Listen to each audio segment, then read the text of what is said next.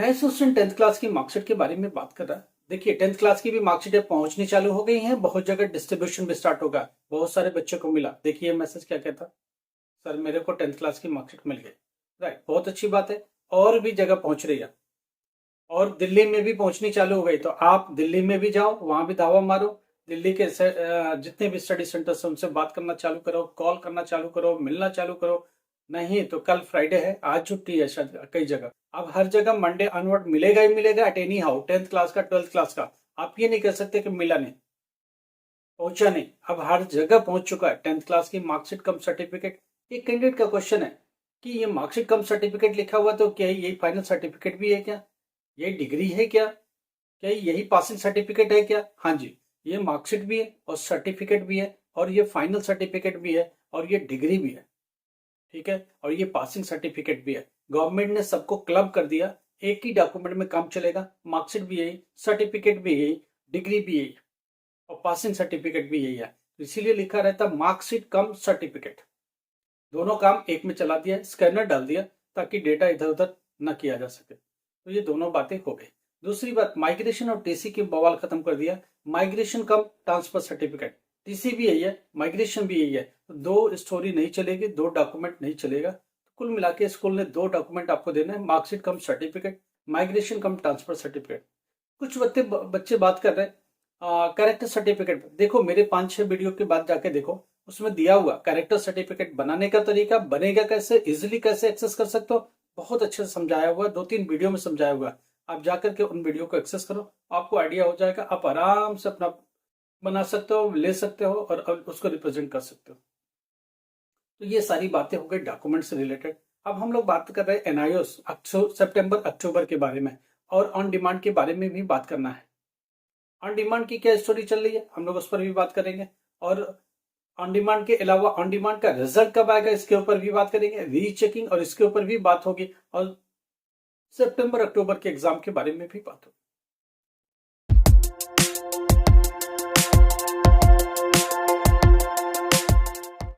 नमस्कार, आदाब, सत श्री अकाल। Myself Ahmad sir, education at the rate Ahmad sir. आपको पता है हम लोग किस बारे में बात करते हैं? हम लोग एजुकेशन के बारे में बात करते हैं, एनआईएस के बारे में बात करते हैं, और स्टूडेंट की जो भी एजुकेशन से रिलेटेड क्वेरीज है, प्रॉब्लम्स है, क्वेश्चन है, उन सबको लेते हैं, उनको सुलझाने की कोशिश करते हैं। पहला क्वेश्चन ये कि ऑन डिमांड जो पेपर दे रहे उनका रिजल्ट कब तक? देखो एक बात समझो, जुलाई में जिसने दिया सितंबर फर्स्ट वीक में मिलेगा, अगस्त में जिसने दिया सितंबर एंड में मिलेगा, सितंबर में दिया तो समझ लो दिसंबर के आसपास ही मिलेगा, रिजल्ट के साथ साथ ही मिलेगा, या तो नवंबर एंड में मिलेगा, उससे पहले पॉसिबल नहीं है। दूसरी बात, रीचेकिंग के बारे में बार बार बात कर रहे हैं। मैं एक बात श्योर कर देता हूँ, रीचेकिंग में आज तक किसी के कोई मार्क्स बढ़ते नहीं, तो इसलिए ये दिमाग से ख्याल निकाल दो कि आपने रीचेकिंग का फॉर्म भर दिया तो बहुत कुछ इवोल्यूशन होगा। कुछ भी नहीं होता है, रीचेकिंग के नाम पर कुछ भी नहीं होता। तो रीचेकिंग से दिमाग में लेके कुछ चलने की जरूरत है। अब बात यह है कि रीचेकिंग का रिजल्ट का, पिछले बार का रिजल्ट 6-6 महीने तक नहीं दिया था बोर्ड ने। समझ में आ रही बात? आप अपना रिजल्ट चेक करते रहो, उसके आगे अगर लिखा हुआ नो चेंज, इसका मतलब रीचेकिंग का रिजल्ट आ चुका, आपके रिजल्ट में कोई चेंज नहीं है। अगर बढ़ता है या कुछ चेंज होता है तभी लिख के आएगा चेंज, और न्यू चेंज लिख के आएगा, न्यू मार्क्स लिख के आ जाएगा वहां पर। पुराना old marks, new marks correction करके आ जाएगा। अगर ऐसा होता है तो मेरे ख्याल से बहुत मुश्किल है, क्योंकि बोर्ड ऐसा कुछ भी नहीं करता। ध्यान रखिएगा, बोर्ड ऑलरेडी क्या करता है, आपकी कॉपी को एक बार, दो बार, तीन तीन प्रोसेस से चेक करता है। जब 3-3 बार कॉपियां चेक होती है, 3 हैंड से चेक होती है, एक इवेल्युएटर इवेल्युएट करता है, उसके बाद एक बैठा हुआ ब्लैक पेन वाला चेक करता है, उसके बाद एक ग्रीन पेन वाला चेक करता है, फाइनल कंप्यूटर पर जाके चेक करता है। 1-2 नंबर से बच्चा फेल हो रहा है तो उसको इंप्रूव करके भी कोशिश करता है। इतने कोशिश के बाद अगर फिर से रीचेकिंग की नौबत आती है तो उसमें क्या मिलेगा बोर्ड को? कुछ भी एक्स्ट्रा नहीं मिलता है। स्टूडेंट को हमेशा लगता है मैं सही हूं। कहानी लिखने से नहीं होता, 100% कॉपी लिखने से नहीं होता है। सही कितना है वो भी जज करना होता है बोर्ड को। तो बोर्ड अपनी जगह पर बिल्कुल ठीक है। फर्क इतना है कि रीचेकिंग में कुछ ज्यादा फर्क नहीं पड़ता है। बहुत आउट ऑफ द बॉक्स किसी में मिस्टेक हो गई हो तभी जाके बोर्ड ठीक करता है, अदरवाइज बोर्ड कुछ भी नहीं करता। बोर्ड को पता है कि हमने 3 बार चेक करा, बार बार चेक किया, तो अब इसमें क्या नया मिलने वाला? कुछ नहीं मिलने वाला। वो देखता सरसरी नजर से, उसमें कोई चेंज मिलता नहीं है तो नो चेंज देख के हट जाता वहां से। तो ज्यादा कुछ चेंज की उम्मीद मत करो, रीचेकिंग के सहारे मत रहो। रीचेकिंग जिसका आया ठीक है, 6-6 महीने तक रीचेकिंग का रिजल्ट नहीं आता, ध्यान रखिएगा। वो 45 दिन का कंसेप्ट सरकार में नहीं चलता। समझ गए क्या? सर बोल रहा बोर्ड उस पर मत जाओ। एक्चुअल में क्या पिछले साल का रिजल्ट बहुत सारे बच्चों को आज तक पता नहीं चला, रीचेकिंग का क्या हुआ, बहुतों को पता चला, लेके आगे नो चेंज। उसके सिवा हमने कोई स्टूडेंट नहीं देखा जिसके मार्क्स बदल गए हो या रीचेकिंग के दौरान कुछ चेंज हो गया हो। बहुत बड़ा चेंज नहीं होता है। अब बात ये आ रही है कि जो स्टूडेंट सितंबर अक्टूबर में रीचेकिंग की बात हो गई, रीएवोल्यूशन की बात हो गई, अब सितंबर अक्टूबर में प्रैक्टिकल का दो चीज ध्यान रखो, दो इंपॉर्टेंट प्रैक्टिकल लिखना, फिजिक्स में दो इंपॉर्टेंट प्रैक्टिकल लिखना, केमिस्ट्री में दो प्रैक्टिकल लिखना, बायोलॉजी में दो प्रैक्टिकल लिखना होता है, होम साइंस में दो प्रैक्टिकल लिखना, ज्योग्राफी में दो प्रैक्टिकल लिखना होता है। ये प्रैक्टिकल के पैटर्न्स है और दो इंपॉर्टेंट क्वेश्चन मेरे प्रैक्टिकल के पीछे वीडियोस दिए हुए हैं। फिर भी नए वीडियो आएंगे, फ्रेश वीडियो आएंगे, किसके लिए? सितंबर अक्टूबर एग्जामिनेशन की तैयारी करेंगे। थोड़ा सा वेट करो, उसी क्रम में हम लोग लगातार अब बात करना चालू कर चुके हैं सितंबर अक्टूबर की। एक और क्वेश्चन है, एक स्टूडेंट ये पूछता है कि मैंने पिछले बार एग्जाम दिया था अप्रैल 2024 में, उसमें मैं सिर्फ थियरी में फेल हूं, तो क्या मुझे प्रैक्टिकल देना, क्या मुझे टीएमए देना? अगर टीएमए के मार्क्स पहले लगे हैं तो आपको टीएमए नहीं देना है, टीएमए फिर से लगेगा भी नहीं। एक बार मार्क्स आ गए टीएमए के तो वो चेंज होगा भी नहीं, इम्प्रूव्ड होगा भी नहीं, तो टीएमए देने की जरूरत नहीं है। दूसरी बात, मैं प्रैक्टिकल में पास हूं, क्या मुझे थियरी देना? पहली बात, अगर आप 12th क्लास के स्टूडेंट है तो क्या लिखा है आपके उस रिजल्ट के आगे? SYCT लिखा, टी का मतलब थियरी एग्जाम। अगर आप थियरी में फेल करके हो तो थियरी एग्जाम ही दोगे, आपको प्रैक्टिकल नहीं देना। प्रैक्टिकल में पास है तो नहीं देना है, ध्यान रखिएगा। तो आपको सिर्फ थियरी देना, तो प्रैक्टिकल के बारे में बार बार मत पूछो, टीएमए के बारे में बार बार मत पूछो। अगर आप पास हो गए तो उसमें, अगर सिर्फ थियरी रह गया तो आप सिर्फ थियरी में। एक स्टूडेंट लगातार 50 बार पूछता रहता है, वो फिजिक्स में फेल है, एब्सेंट है, इंग्लिश में फेल है। अरे जब एक बार फेल है, प्रैक्टिकल में पास है, SYCT है, सिर्फ थियरी देना, तो क्यों बार बार टीएमए के बारे में पूछते हो? टीएमए इसमें पूछने का कोई सेंस नहीं है, प्रैक्टिकल पूछने का कोई सेंस नहीं है, और आपका प्रैक्टिकल बनता भी नहीं, आपका इसमें होता भी नहीं। आपको सिर्फ थियरी एग्जाम देना है। 12th क्लास के स्टूडेंट अगर थियरी में फेल है तो सिर्फ थियरी देगा, प्रैक्टिकल में एब्सेंट या फेल है तो सिर्फ प्रैक्टिकल या वो ही देगा।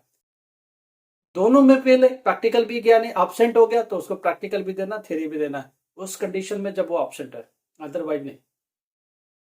अब एक और क्वेश्चन खड़ा होता है यहाँ से स्टूडेंट का। स्टूडेंट 10th क्लास का पूछता है, क्या मुझे मैथ्स में मैं फेल हूँ, क्या मैं मुझे प्रैक्टिकल भी देता? प्रैक्टिकल में मार्क्स तो इतना दिख रहा है। भाई 10th क्लास अगर आप फेल हो ना किसी भी सब्जेक्ट में तो उसका प्रैक्टिकल भी दोगे, थियरी भी दोगे। मैथ्स में फेल हो तो थियरी और प्रैक्टिकल दोनों देना है, क्योंकि दोनों मिला के पास होता है और दोनों मिला के फेल होता है। फेल भी दोनों में होता है। मैथ्स में फेल का मतलब आप थियरी में भी फेल, प्रैक्टिकल दोनों खत्म। आप वापस से प्रैक्टिकल दो, थियरी दो। अगर प्रैक्टिकल नहीं देगा तो जानते क्या होगा? आपको थियरी में ही 33 लाना पड़ेगा। फिर क्या करोगे? बोर्ड को कोई प्रॉब्लम नहीं है, आप इतने इंटेलिजेंट हो तो थियरी में 33 लाओ। नहीं, इतना इंटेलिजेंट बनने की जरूरत नहीं, प्रैक्टिकल दो, उसमें कुछ तो आएगा, 7 8 10 नंबर तो आएगा, उतना थियरी में से कम हो जाएगा, थियरी कम में कम लाना पड़ेगा। इसलिए थियरी भी दो, प्रैक्टिकल भी दो। 10th क्लास को थियरी भी देना पड़ेगा, प्रैक्टिकल भी देना पड़ेगा, उनके लिए ऑप्शन नहीं है। ऑन डिमांड के बच्चे पूछ रहे कि मेरा प्रैक्टिकल कब होगा? भैया जब आप ऑन डिमांड की थ्योरी देने जाओगे उसी समय प्रैक्टिकल का डेट और वेन्यू आपको बता दिया जाएगा, सेंटर आपको बता देगा। इसलिए आप वहीं जाकर के जब एग्जाम दोगे तो पता चलेगा। अब स्टूडेंट ये कह रहा है, एक और भी है कि अगर ऑन डिमांड का रिजल्ट आएगा तो स्कूल एडमिशन लेगा क्या? रेगुलर वाला। एक बात समझिए, जब तक स्कूल के पास फॉर्म अवेलेबल है, बोर्ड की फॉर्म की डेट अवेलेबल है, रिजल्ट आ चुका है, अगर वो ऑनलाइन से काम चला सकते हैं तो दे देंगे। अगर वो ऑनलाइन से काम चला नहीं सकते, मार्कशीट आने तक का वेट कर नहीं सकते, तो आपको एडमिशन कौन देगा? डिपेंड करता है कि आपका रिजल्ट कब आता है। तब तक सीबीएसई बोर्ड या स्टेट बोर्ड का फॉर्म अवेलेबल है क्या एडमिशन का, डेट अवेलेबल है क्या एडमिशन का? अगर है तो स्कूल दे देगा, नहीं है तो नहीं देगा। डिपेंड करता है कि आपका रिजल्ट कब आता है डिमांड का, क्या वो टाइम से आ गया, एडमिशन टाइम पीरियड में ही आ गया, तब तो ठीक है, अगर नहीं आया तो फिर प्रॉब्लम है आपके लिए। तो इन चीज़ों का ध्यान रखना आपने। आगे और कैसे तैयारी करेंगे, क्या पढ़ेंगे, कैसे करेंगे, इंपॉर्टेंट क्वेश्चन हर सब्जेक्ट का आएगा। हर सब्जेक्ट में हम लोग कोशिश करेंगे आपके इंपॉर्टेंट बताने की, सिलेबस बताने की, चैप्टर्स बताने की, कौन सा क्वेश्चन कहाँ से बनेगा, कौन सा क्वेश्चन इंपॉर्टेंट है, कितने क्वेश्चन का पैटर्न क्या होगा, कितना एमसीक्यू होगा, कितना थियरी, सारी बातें करेंगे। मगर थोड़ा वेट करो, इसके लिए प्रॉपर वीडियोज आएंगे। थोड़ा सा ये मार्कशीट का काम खत्म हो आपके। और दूसरी बात, बच्चा ये पूछा कि परमानेंट डेट शीट, देखिए टेंटेटिव डेट शीट हमने दिया हुआ। आपका प्रैक्टिकल 15 सितंबर से स्टार्ट होकर 31 सितंबर तक जाएगा। थियरी का exam first week of October से स्टार्ट होकर के नवंबर 10 तक जाएगा, ये क्लियर है। अब एक्यूरेट जो डेट शीट है वो अगस्त एंड में आएगा, अगस्त एंड में आपका डेट शीट आ जाएगा। हो सकता है फर्स्ट वीक ऑफ सितंबर भी चला जाए। तो वेट करो, अगस्त से एंड तक मैं मान के चलता हूँ कि डेट शीट आ जाएगा। क्या डेट शीट पहले प्रैक्टिकल का आएगा, क्या दोनों का आएगा, ये देखने वाली बात है, बोर्ड क्या रिलीज करता है। इस बार कोई इलेक्शन का चक्कर नहीं है, अप्रैल में इलेक्शन का चक्कर चल रहा था तो गवर्नमेंट को बहुत ज्यादा आगे पीछे करना पड़ा। इस बार इतना प्रॉब्लम नहीं है, इजिली वो दे देंगे और इजिली एग्जाम की टाइमिंग एक बार में डिक्लेयर कर देंगे।